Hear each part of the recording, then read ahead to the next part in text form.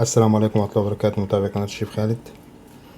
النهاردة جايبين طريقة عمل الجبنة الشيدر. اشمعنى الشيدر عاملة دلوقتي الكيلو بتاعها 400 جنيه، فطبيعي محدش هيقدر يشتريها. انا جبتها لك تعمليها في البيت زي ما احنا شايفين. مش هتفرق ايه عن الجبنة الشيدر العادية. المكونات بتاعتنا بسيطة خالص، سهلة، ممكن اي حد يعملها في البيت. بس لو سمحتي ممكن تشتركي تعملي لايك شير ونبدأ على طول مع بعض.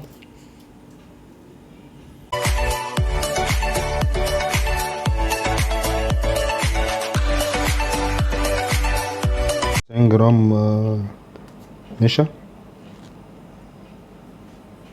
معانا 130 جرام جبنة شيدر او جبنة رومي اللي متاح. 50 جرام زبدة. معانا نص كيلو لبن او نص لتر.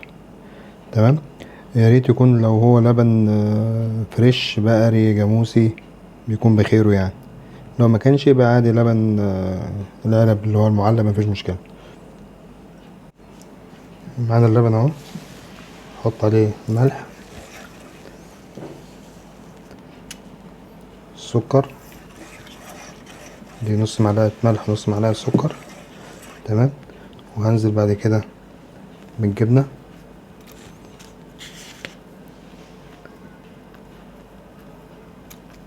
جبنة مبشورة ماشي، جبنة متقطعة كده سلايز مفيش مشكلة، كله هيدوب على النار. ومعانا الزبدة. كده معانا كل حاجة دابت اهي. تمام. فاضل بس النشا دوبته في مية، شوية مية كده، وهنضيفه على الخليط ونرجع بيه على النار تاني.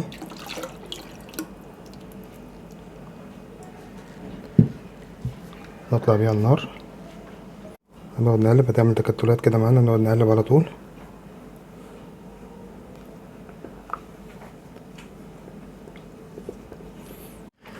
ابتدت تلم زي ما احنا شايفين اهو، ولسه كمان لحد ما تبقى معانا عاملة زي العجينة.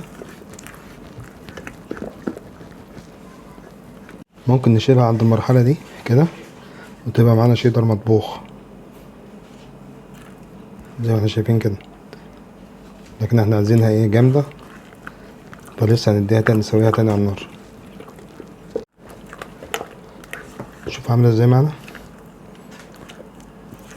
كده. خلاص وصلنا للقوام المطلوب.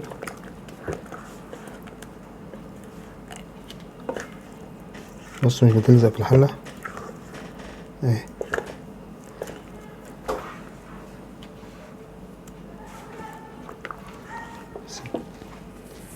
نجيب علبة مربعة، اي علبة مربعة عندي، هدهنها زيت كل الجوانب بتاعتها عشان بس ما تلزقش فيها. تمام. وهجيب الخليط بتاعي وينزل عليها، انزل شوية شوية، احاول اساوي وانزل الباقي.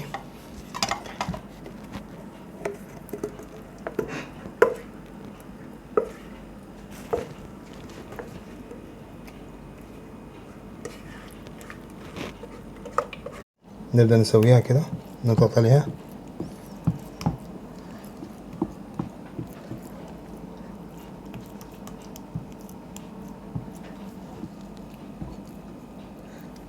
نحاول نسيبها تبرد وبعد كده هندخلها التلاجة، تاخد معانا في التلاجة لمدة مثلا اللي هي 12 ساعة عشان ناخد النتيجة المطلوبة، ونشوفها بعد كده هتعمل معانا ايه. اهم حاجة بعد كده هنغطيها قبل ما تخش التلاجة عشان ما تعملش وش بس.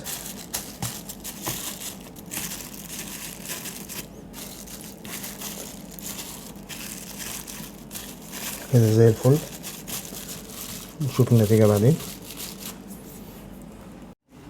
كده احنا سيبناها من امبارح بالليل لحد الصبح، مسكت.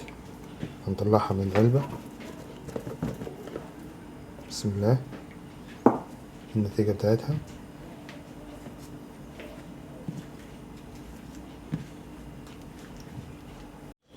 نبدأ نقطعها نشوف.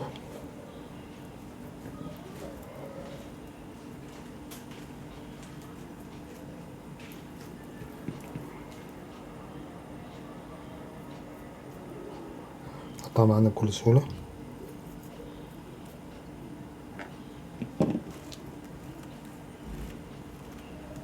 زي ما شايفين شيدر.